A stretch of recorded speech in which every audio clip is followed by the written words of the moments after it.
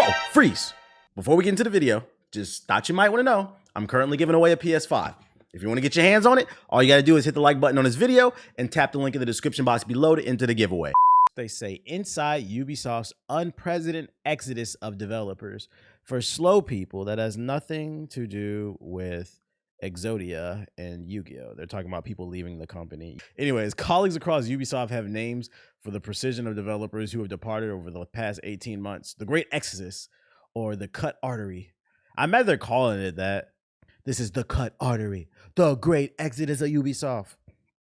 Driving the news, the wave of resignations impacting scores of the industry has come from the video game sector this year and has been felt acutely in the massive Ubisoft. Across the company's global network of studios, which at 20,000 plus employees is one of the gaming's largest workforces, many developers have decided it's time to quit, and many of their colleagues describe a flow of goodbyes that they've never seen before. So it's just like hundreds and hundreds of people are leaving the company. It's probably because they're tired of making shitty ass games, bro. I mean, like for those of you unaware, like game developers have to go through what's called crunch, and like from the gaming community, there's been like a pushback on this. And crunch is when like you're towards the end of the game life cycle, its development cycle. They crunch and they sit in the studio all day and just clean up the game as best they can until it drops. But like people have been pushing back, you know, because these people aren't slaves. They have families, they have, you know, kids and wives and whatever else you're into that they need to go see. So they can't sit here and make all these goddamn games and shit. And like I would imagine it sucks to be in the office crunching all the time, making fucking Far Cry 6, bro. Fucking AKA Far Cry 3 Pulled Pork Edition. I mean, like, how the fuck did you fuck up Moth Gideon? And like, Moth Gideon went to Cuba and the game somehow still wasn't great. That's crazy, isn't it? They brought the whole empire. They brought the whole empire to the Fast and the Furious. That's crazy, ain't it? But it's still, they still couldn't get it together, man. And then you got Ghost Recon NFT edition. Signs of the exit are abundant. Top name talent is leaving, with at least 5 of the top 25 accredited people from the company's biggest 2021 games. Far Cry 6 already gone. See, I told you, it's Far Cry 6, pulled pork, I told you. 12 of the top 50 from last year's biggest Ubisoft release, Assassin's Creed Valhalla, have left too. I would too. That game, it was just too big. It was too big. Imagine, like, I stopped playing Assassin's Creed Valhalla because it was buggy as hell, but I also don't think I would have beat it because I didn't like the main character. I don't like Vikings. And then I saw there was multiple maps. There was like 5 different maps. When I saw that, I said, I don't want to play this shit, bro. Imagine having to actually work on all those maps, bro. Imagine how boring that is. Ooh. Falling asleep and drooling at your damn desk all the damn time.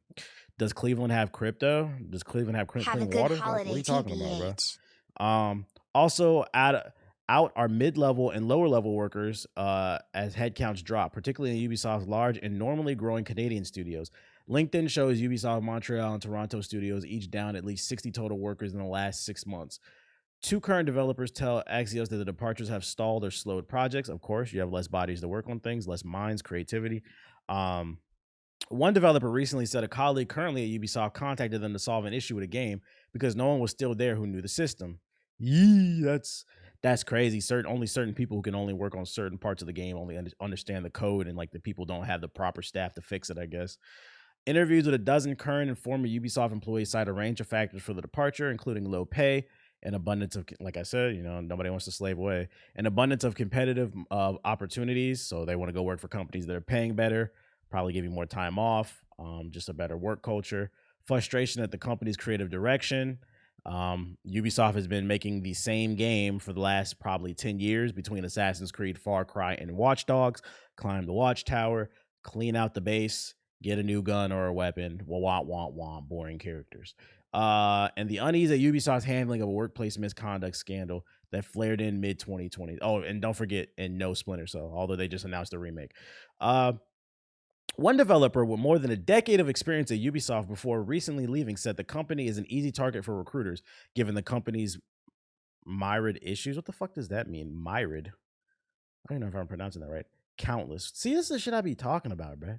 Just say countless, bro. Given the company's countless issues. I thought this was like a pyramid scheme or some shit. The myriad. That sounds like a Yu-Gi-Oh boss, bro. What the hell? Said another now former Ubisoft worker who was disappointed by directives from the company's Paris HQ. There's something about management and creative scrapping by with bare minimum that really turned me away. These game makers, like others who spoke to Axios for this story, asked not to be identified out of concern for jeopardizing their career for those colleagues still at Ubisoft, so they want to remain anonymous. Um, Many spoke fondly of much of their time at the company, and one said they'd even consider returning, but the past year and a half was a breaking point. I would imagine everything is amplified too by we're going into whether people realize it or not, we're going into year 3 of COVID. Like, I swear to God, yo, the crazy thing is, like, I actually distinctly remember doing a podcast when COVID had first hit 2 years ago. And I'd be like, all right, everybody, we're gonna chill out for like 3 months, lay low. We're gonna wash our hands. And that was 3 years ago almost. And like, it's crazy to think that, bro. I was in an entire different state. I was in a whole fucking relationship and shit, bro. Like, that shit is crazy how fast time is. We're going into year 3. And you want to know the worst thing is? Fucking, they say third time's the charm. It sounds like Omnicron about to tear that ass up. That damn Transformer villain is coming, bro, because it's getting worse. Cases are spiking, and then there's a new variant. On top of that, don't forget there's Delta and shit, bro. This shit crazy, man. Motherfuckers did not want to listen. I dead ass thought we were gonna be sitting here for like 3 months tops. So management says, like I said, so yeah, with the stress of COVID, people want to spend more time with their families. Don't want to make these fucking games. Then you got gamers on the internet bitching and shit. Imagine being a game developer at this point in time right now with COVID going on. Everybody's stressed the fuck out, trying to make sure they still got enough money to eat or pay their rent. Then you got to go to work and make these fucking games. And in the meantime, you got to look at social media with these gamers that are just never happy. They're never happy. These niggas have 3,000 hours on a game on Steam talking about it's trash and fuck you and your family and shit. Like, people are people, That's deep, ain't that? People are people. Management says it's on top of it, telling Axios that the attrition is up, but the company has hired 2,600 workers. Oh, and then here's another thing, too.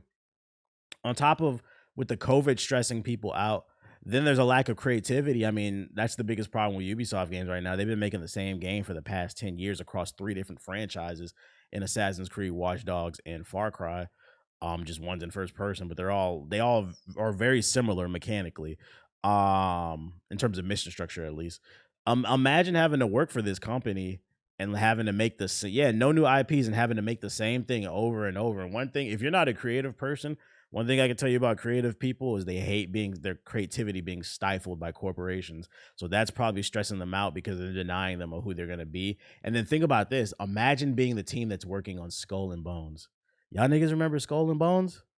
Fucking that game sucks, bro. That fake ass pirate game, bro.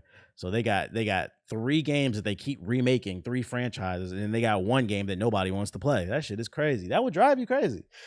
Nico Grant told Axios in an interview, but it's still within industry norms. What up, homeless? LinkedIn reports Ubisoft's attrition rate is 12%, according to data supplied by Ubisoft. Every time I see the word attrition, it makes me think of Titanfall. Bodies is dying. Bodies is dropping, bruh. Oh, yeah, Beyond Good and Evil, too. That game don't exist. That's indeed lower than Even More in Battle Activision. That's crazy. Departing employees talk of generous competing offers, particularly in the Montreal area. Yeah, they're getting better job offers. Yeah. Plus the scandals. We get the gist of it.